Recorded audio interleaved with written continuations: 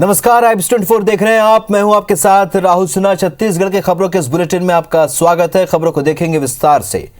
राष्ट्रपिता महात्मा गांधी पर कालीचरण के आपत्तिजनक बयान के मुद्दे को लेकर कांग्रेस ने आज रायपुर के गांधी मैदान में गांधी मेरा अभिमान कार्यक्रम का आयोजन किया। कार्यक्रम में शामिल मुख्यमंत्री भूपेश बघेल, प्रदेश कांग्रेस के अध्यक्ष मोहन मरकाम, मंत्री रविंद्र चौबे, कवासी लखमा समेत कई विधायक, मंत्री और सैकड़ों कांग्रेस कार्यकर्ताओं ने मौन प्रदर्शन किया। सीएम भूपेश बघेल ने कांग्रेस नेताओं और कार्यकर्ताओं को गांधी के विचारों को ले जाने के लिए शपथ भी दिलाई। कालीचरण को गिरफ्तार कर कोर्ट में पेश करने के लिए रायपुर पुलिस को सीएम भूपेश बघेल ने बधाई भी दी।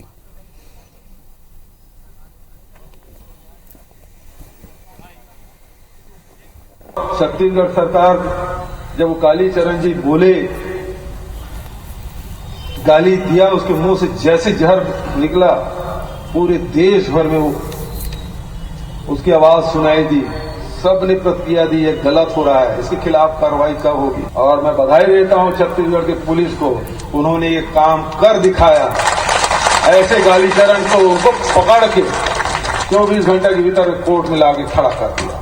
जो हिंसा का जहर घोलना चाहते हैं समाज में, उससे लड़ाई लड़ने का काम हम सबको करना है। आजादी के 75 वर्ष बाद भी ऐसे कातिल जो गोडसे के विचारधारा के लोग भी आज जिंदा हैं, जो बापूजी के दर्शन, बापूजी के आइडियोलॉजी, बापूजी के विचारधारा को भी चुनौती देते हैं।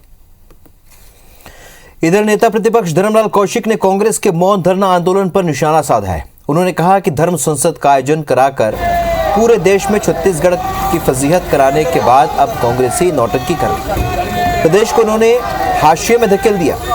आगे उन्होंने कहा कि जो काम करा नहीं सकते उसे करने की आवश्यकता नहीं थी। अब जब धर्म संसद का आयोजन किया है तो उसे उन्हें झेलना भी पड़ेगा।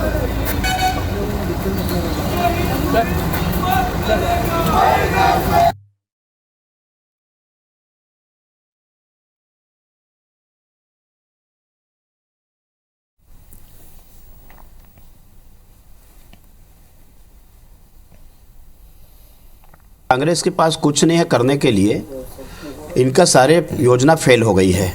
और ये जिस प्रकार से यहाँ पर धर्म संसद का आयोजन किया और आयोजन करने के बाद में पूरे हिंदुस्तान में छत्तीसगढ़ की फजीहत करा रही है और इस फजीहत से बचाने के लिए अब नौटंकी करने में लगे हुए हैं। इससे कुछ लाभ होना नहीं है। तो हाल ही में हुए नगर निगम और नगर पालिका चुनाव में नतीजे आने के बाद अब शहर सरकार के लिए संघर्ष शुरू हो गया है। नतीजे आने के बाद से ही जोड़ तोड़ और निर्दलियों से समर्थन लेकर जरूरी सीट हासिल करने की जद्दोजहद चलती रही। कई जगह पर तो बहुमत मिल गया, लेकिन कुछ जगहों पर बेहद कांटे की टक्कर हुई, जहां निर्दलीय बेहद अहम हो गए। लेकिन मतदाताओं के बाद अब पार्टी के भीतर भी एक अलग घमासान चल रहा है। कांग्रेस ने बीरगांव में वरिष्ठ नेता सत्यनारायण शर्मा की देखरेख में चुनाव लड़ा। ओबीसी के लिए आरक्षित इस सीट पर फिलहाल नंदलाल देवांगन को महापौर पद का सशक्त दावेदार माना जा रहा है। भिलाई में कांग्रेस 37 सीट जीत के अपने साथ पहले से बहुमत में है। उसके अलावा 5 निर्दलीय का भी अब साथ मिल चुका है। माना जा रहा है कि यहाँ सीएम की पसंद के एकांश बंछोर महापौर के बड़े दावेदार हैं। अनुसूचित जाति के लिए आरक्षित भिलाई चरोदा में सीएम के करीबी माने जाने वाले निर्मल कोसरे का नाम महापौर पद के लिए तय माना जा रहा है, जबकि गृह मंत्री ताम्रध्वज साहू के विधानसभा क्षेत्र रिसाली में महापौर पद के लिए सबसे प्रबल उम्मीदवार डॉक्टर सीमा साहू हैं। नगर पालिका में भी 10 दिन के भीतर लगभग सभी के नाम तय हो जाएंगे।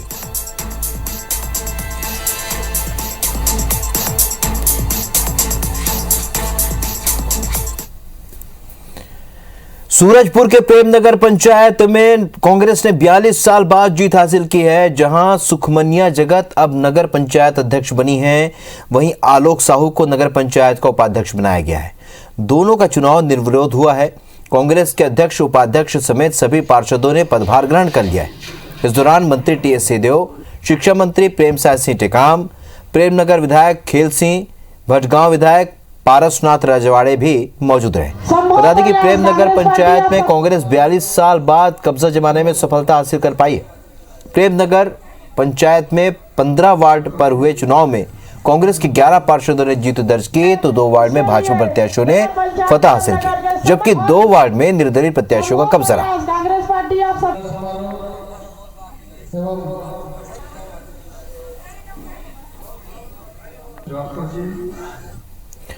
भारतीय जनता युवा मोर्चा की प्रदेश कार्यकारिणी में 2 उपाध्यक्ष और 2 मंत्री की नियुक्ति अभी भी अटकी हुई है। इसी तरह जिला प्रभारियों की नियुक्ति भी अभी तक नहीं हो पाई है। इसके पहले प्रदेश प्रभारी डी पुरंदेश्वरी और सह प्रभारी नितिन नवीन कई बार बची हुई नियुक्ति पूरी करने का अल्टीमेटम दे चुके हैं, लेकिन बचे हुए पदों के लिए बड़े नेताओं की सहमति नहीं होने के कारण ये मामला अब तक अटका हुआ है। लगभग यही स्थिति जिला प्रभारियों की नियुक्ति को लेकर भी है। पिछले दिनों भारतीय जनता युवा मोर्चा के राष्ट्रीय प्रभारी आलोक डंगस के आगमन के दौरान भाजयुमो के छत्तीसगढ़ के राष्ट्रीय पदाधिकारियों की गैर मौजूदगी चर्चा का विषय बनी रही। कुछ राजनीतिक कारणों से रुकी हुई है जो प्रदेश के उपाध्यक्ष और मंत्री हैं वो, और जिला प्रभारी की नियुक्ति तो अति शीघ्र अभी हो जाएगी और आने वाला समय में भी जो बचे पद हैं वो भी पूर्ण हो जाएंगे। सूची बनी चुकी है, बस उसको जारी करना बाकी है। प्रदेश नेतृत्व संगठन तय करेंगे। भारतीय जनता पार्टी इस समय कम से कम आधा दर्जन से अधिक गुटों में बटी हुई है। नेताओं में सामंजस्य का अभाव है।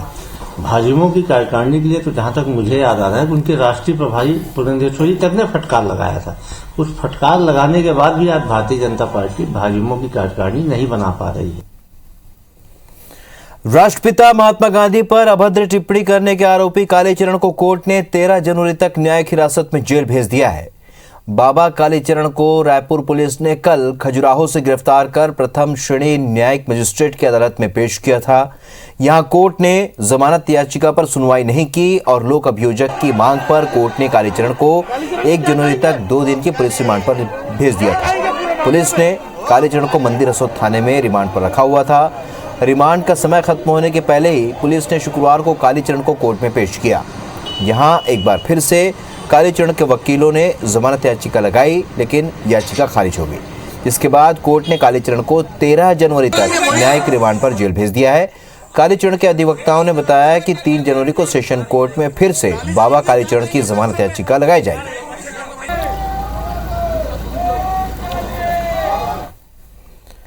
तो महात्मा गांधी पर आपत्तिजनक टिप्पणी करने पर कालीचरण समेत एक शासकीय अधिकारी को भी जेल भेज दिया गया है। मुख्यमंत्री की नाराजगी के बाद पुलिस ने एक के बाद एक दोनों आरोपियों के खिलाफ कार्रवाई की, जिसमें गंज थाने में दर्ज शिकायत पर सुनवाई करते हुए कोर्ट ने महात्मा गांधी पर आपत्तिजनक टिप्पणी करने के आरोपी सहायक खाद्य अधिकारी संजय दुबे को 14 दिन की न्यायिक रिमांड पर जेल भेज दिया है। संजय दुबे ने फेसबुक में महात्मा गांधी पर आपत्तिजनक टिप्पणी की थी। कांग्रेसी नेता सोमन चटर्जी और हीरा नगरची ने इसकी शिकायत गंज थाने में की थी और शिकायत पर संजय दुबे के खिलाफ शांति विरुद्ध बयान देने और वैमनस्यता फैलाने का अपराध दर्ज किया था। विवेचना के बाद पुलिस ने संजय दुबे को गिरफ्तार कर कोर्ट में पेश किया, जहां से दुबे को न्यायिक हिरासत में जेल भेज दिया गया।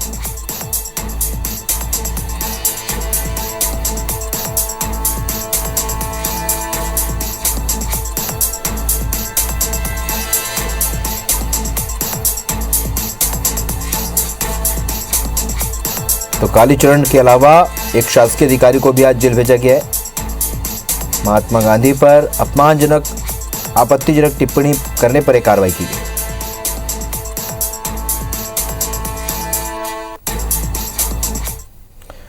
रायपुर में बढ़ते कोरोना संक्रमण को देखते हुए रायपुर सीएमएचओ ने निजी अस्पतालों के साथ बैठक की। बैठक के दौरान रायपुर सीएमएचओ ने सभी निजी अस्पतालों से बिस्तर, ऑक्सीजन व्यवस्था और संसाधनों की जानकारी मांगी, जिससे संख्या बढ़ने पर कोरोना के लिए रिजर्व बेड पर मरीजों का इलाज करवाया जा सके। बैठक में 70 से भी अधिक अस्पताल संचालक शामिल हुए। बैठक में हेल्थ वर्कर्स के बूस्टर डोज के लिए भी चर्चा की गई। आईएमए रायपुर के अध्यक्ष का कहना है कि हेल्थ वर्कर्स के निजी अस्पतालों में वैक्सीन का बूस्टर डोज लगाया जाएगा। शहर के कुछ अस्पतालों में मुफ्त वैक्सीनेशन कैंप लगाए जाएंगे। इधर बच्चों के वैक्सीनेशन के लिए शनिवार को स्वास्थ्य विभाग और स्कूल शिक्षा विभाग की बैठक होगी।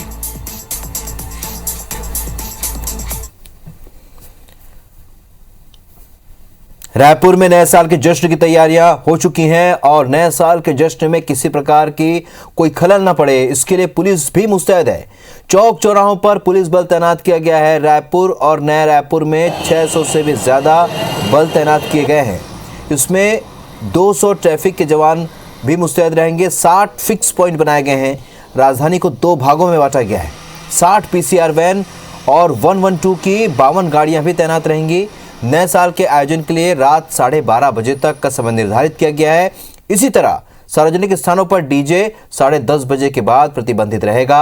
शराब पीकर गाड़ी चलाने वालों को गिरफ्तार कर उनकी गाड़ियां जब्त की जाएंगी। सभी थानों में एक्स्ट्रा पेट्रोलिंग लगाई गई है। जहाँ जहाँ मेन पॉइंट है वहाँ पॉइंट ड्यूटी भी लगाई गई है, पिकेट भी लगाए गए हैं। इसके अलावा हमारी लगातार पेट्रोलिंग चलती रहेगी। इन्हें जश्न के लिए वैसे 12 से 12:30 बजे तक का टाइम नियत किया गया है। 12:30 बजे तक सभी को बंद करना पड़ेगा। इसके अलावा जो जहाँ पे लाइसेंसी शराब के वो हैं उनमें जो टाइम नियत है उसका 10:30 बजे, 11 बजे, कहीं 12 बजे, वो नियत टाइम पे उसको बंद करना होगा। छत्तीसगढ़ में गुरुवार को कोरोना के 150 नए मरीज मिलने के बाद राज्य सरकार ने प्रदेश में कई प्रतिबंध लगा दिए। मॉनिटरिंग के लिए अधिकारियों की 14 टीम बनाई गई है। बावजूद इसके रायपुर सहित पूरे प्रदेश में आदेश का पालन नहीं हो रहा है। लोग बिना मास्क के सड़कों और दुकानों पर नजर आ रहे हैं। दुकानदार भी बिना मास्क के ही सामान बेच रहे हैं। आइब्स 24 संवाददाता विनय वर्मा ने इसका जायजा लिया। छत्तीसगढ़ में कल 150 नए मरीजों की पुष्टि हुई है, जिसमें से रायपुर में 28 है।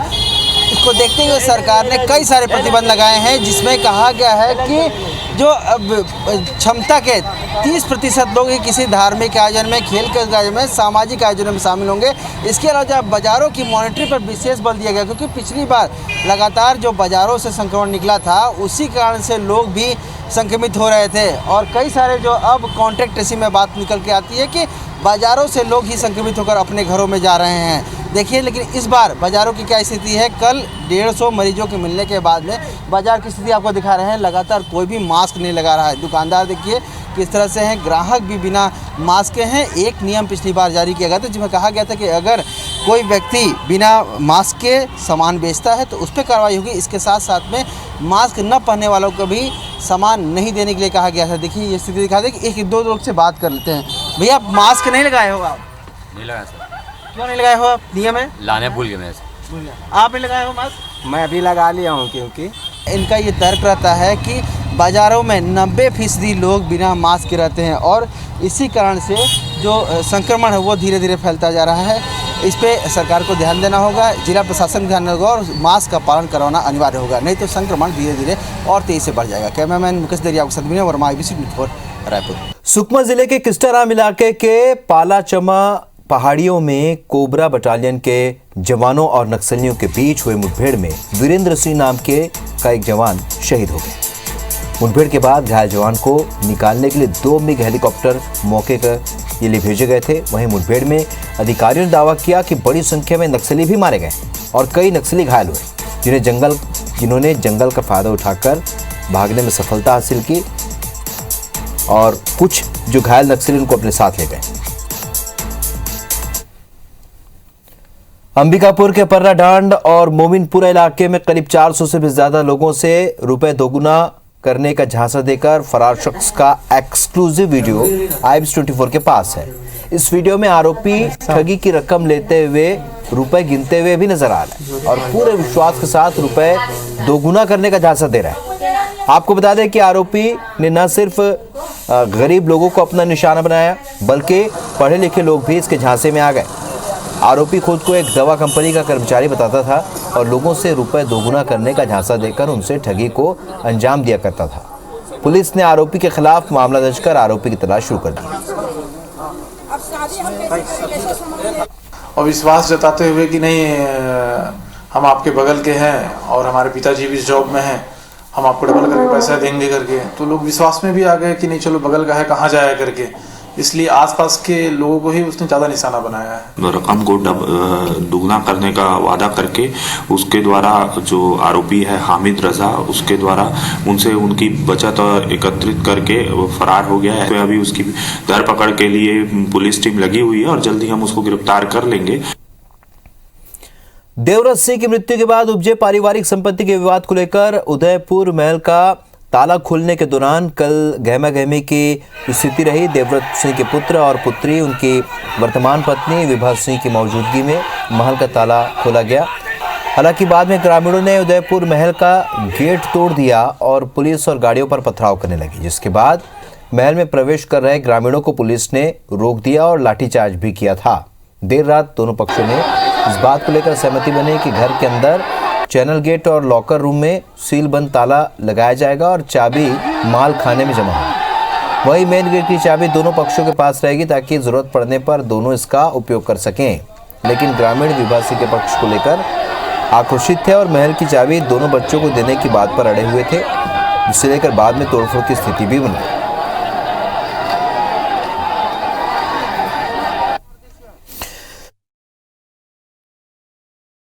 कुछ लोगों के द्वारा जो है शासकीय संपत्ति पर जो है पत्थरबाजी की गई है और वहाँ पर जो अन्य गाड़ियाँ खड़ी थी पब्लिक की, उस पर भी जो है पत्थरबाजी हुई है, जिससे काफ़ी नुकसान हुआ है, जिसको देखते हुए छुई खदान में अपराध पंजीबद्ध किया गया है और आगे की विवेचना जारी है। चांपा के ओशो मधुबन में आयोजित 7 दिवसीय शिव शक्ति ध्यान शिविर में प्रदेश के अलावा अन्य राज्यों के ओशो अनुयायी पहुंच गए। 5 दिनों से ध्यान शिविर में ओशो अनुयायी लीन है। ध्यान शिविर में ओशो के छोटे भाई स्वामी शैलेंद्र सरस्वती की ओर से अनुयायियों को शिव शक्ति ध्यान के बारे में बताया जा रहा है। इस दौरान शिव की 112 विधियों को जानने के लिए ओशो अनुयायियों में उत्सुकता भी नजर आ रही है। शिविर का समापन 2 जनवरी को होगा। शिव शक्ति का शिविर हो रहा है और जो शिव सूत्र दिए थे 112 टेक्निक गुरु ओशो ने इसको मैंने प्रमोट किए हैं, उसको अच्छे तरह से हमको समझा रहे हैं और बहुत बढ़िया लग रहा है, बहुत सारे एक्सपीरियंस हो रही। भगवान शिव ने जो 112 विधियां बताई है और अंतर यात्रा की, उसमें से कई विधियों का प्रयोग हम लोग ऑलरेडी कर रहे हैं, जो हमें आनंद की यात्रा की तरफ ले जाता है और आत्म साक्षात्कार की तरफ ले जाता है, जिससे हम स्वयं को जान सकें। यहाँ के संचालन सदगुरु शैलेंद्र जी कर रहे हैं और बहुत अच्छा लग रहा है। शिव शक्ति जो शिव भगवान पार्वती को जो 112 विधियाँ कही हैं उनके बारे में समझा रहे हैं और ध्यान करवा रहे हैं। छत्तीसगढ़ की खबरों में फिलहाल इतना है, लेकिन ताज़ा अपडेट के लिए आप बने रहिए IBC 24 के साथ। नमस्कार।